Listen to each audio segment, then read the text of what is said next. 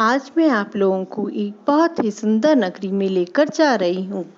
यह नगरी समुद्र के बीच में बनी हुई थी, जिसे इंद्र ने बनवाया था।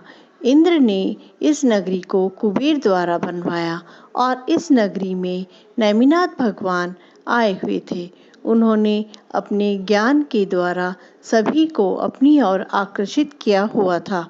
उस नगरी में कृष्ण और बलदेव भी रहते थे और उनके अन्य साथी भी थे।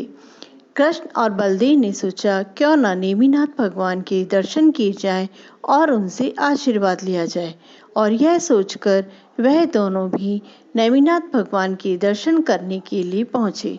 वहां पहुंचने के बाद बलदेव ने नेमिनाथ भगवान से पूछा, हे भगवान, यह नगरी देवताओं द्वारा बनाई गई है, क्या इस नगरी का भी कभी विनाश होगा? यह सुनकर नेमिनाथ भगवान ने सो कहा, हाँ, यह नगरी भी नष्ट होगी, लेकिन इसको नष्ट होने में अभी 12 वर्ष बाकी हैं और यह नगरी दीपायन नाम की मुनि द्वारा नष्ट होगी, वह भी एक मदिरा के द्वारा। मदिरा जो कि इसका विनाश का प्रमुख कारण बनेगी। यह सुनकर कृष्ण और बलदेव बहुत ही चिंतित हुए।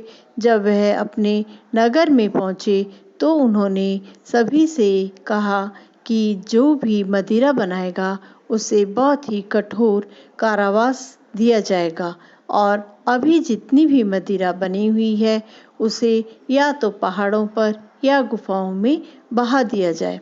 यह सुनकर सभी नगरवासी जो भी मदिरा बनाते थे उन्होंने पहाड़ों और नदियों में वह मदिरा बहा दी। वहाँ पर ये बात जब नगरवासियों ने सुनी तो वे भी ध्यान मग्न होकर भगवान का भजन कीर्तन करने लगे और नेमिनाथ भगवान की शरण में भी जाने लगे। उसी समय दीपायन राजा ने जब यह सुना कि यह नगरी उनके द्वारा नष्ट की जाएगी तो वह बहुत ही दुखी और चिंतित हुए। उन्होंने सोचा क्यों न ये राजपाट छोड़कर मैं जंगल में जाऊं और वहां पर किसी भी तरह से तपस्या करके इस सुंदर नगरी को बचा लूं। यह निश्चय करके कि इस नगरी को बचाना है तो दीपायन मुनि वहां से निकल पड़े और एक जंगल में जाकर तपस्या करने लगे। तपस्या करते करते 12 वर्ष पूरे हो गए। 12 वर्ष पूरे होने में 1 महीना बाकी था, लेकिन इस चीज का ज्ञान उन्हें नहीं था। वह अपनी सुंदर नगरी देखने के लिए वहां से चल पड़े। जंगल से निकलने के बाद जब वह सुंदर नगरी द्वारिका में पहुंचे तो उन्होंने देखा सभी नगरवासी बहुत ही प्रसन्न हैं। यह देखकर वह भी प्रसन्न हुए और वापस जंगल में आकर तपस्या करने लगे। तपस्या करते समय वहां पर जंगल में कुछ युवक खेलने के लिए आए। खेलते खेलते वह बहुत थक गए थे। उन्हें बहुत जोर से प्यास लगी। जब उन्होंने देखा कि पास में थोड़ा सा पानी है, वह वहां पहुंचे और बिना कुछ सोचे समझे उन्होंने वह पानी पी लिया। पानी पीने के कुछ क्षण बाद वह इधर उधर भटकने लगे, कभी इधर गिरते कभी उधर गिरते। उन्हें समझ नहीं आ रहा था कि पानी पीने के बाद यह क्या हुआ। लेकिन आपको पता है उस पानी में क्या था? वह पानी नहीं था, वह थी मदिरा, जो 12 साल पूर्व वहां पर बहाई गई थी। नदियों और समुद्र का पानी वहां पर रुक गया था और रुकने से वह मदिरा वहां इकट्ठी हो गई थी। उसी मदिरा को उन युवकों ने पी लिया।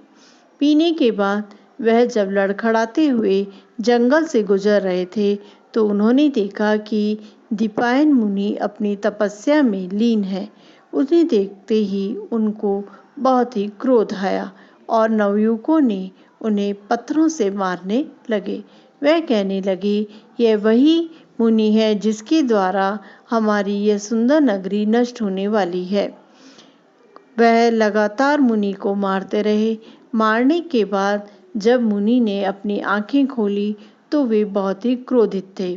क्रोध को देखते हुए जब उन नवयुवकों ने अपने आप को वहाँ से बचाने के लिए वहाँ से दौड़ पड़े। जब दौड़े तो वह वापस उसी नगरी में पहुँच गए। वहाँ पर कृष्ण और बलदेव ने जब सुना कि मुनिराज की तपस्या भंग हो गई है, यह सुनकर उनको लगा कि शायद वो अब बहुत ही क्रोधित होंगे और कृष्ण और बलदेव उनका क्रोध शांत करने के लिए वहाँ पर पहुँचे।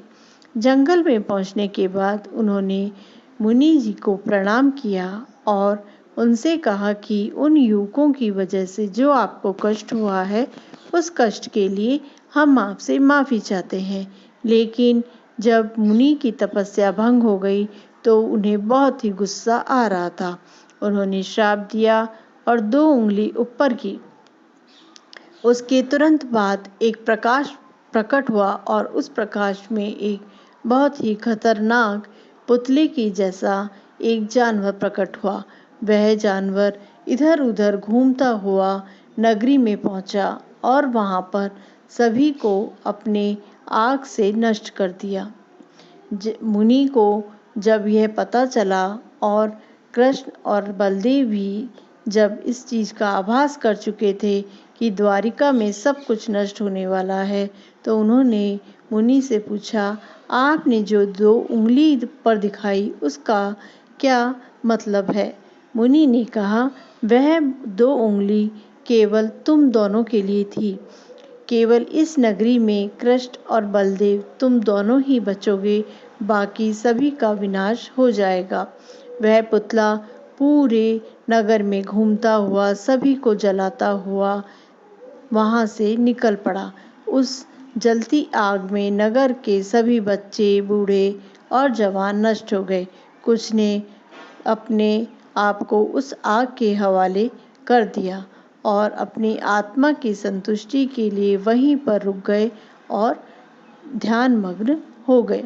जब वह पुतला पूरी द्वारिका को नष्ट कर चुका था, तब वह वहाँ से निकला और उसी मुनि के पास पहुँचा और उस मुनि को भी अपनी आग की चपेट में ले लिया। इस तरह से क्रोधित मुनि का विनाश हो गया। आप सब समझ रहे हैं यह विनाश मुनि का क्यों हुआ। वह जो थोड़ा सा गुस्सा उन्हें आया था, उस क्रोध को यदि वह 2 मिनट तक शांत कर लेते तो शायद इस तरह का परिणाम देखने को नहीं मिलता।